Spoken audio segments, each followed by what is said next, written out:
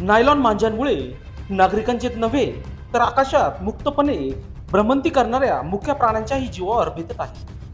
अशीच एक घटना नाशिकच्या सातपूर परिसरातील वनविहार कॉलनी येथील एका उंच गुलमोहर झाडाच्या फांदीवर एक भारद्वाज पक्षी नायलॉन मांजात अडकलेला होता. स्थानिक नागरिकांनी अग्निशामक अधिकाऱ्यांच्या मदतीने या भारद्वाज पक्षाची सुटका केली.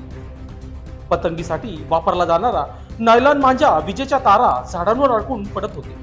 झाडांना अडकलेल्या मांज्यांमध्ये पक्षी अडकण्याची जास्त शक्यता असते. त्याच अनुषंगाने सातपूरच्या वनविहार कॉलनी येथे एका झाडावर भारद्वाज पक्षी अडकलेला होता. या परिसरातील नागरिकांनी तातडीने अग्निशामक दलाला पाचारण केले असता त्यांना घटनेची माहिती दिल्यानंतर ती तात्काळ घटनास्थळी पोहोचले.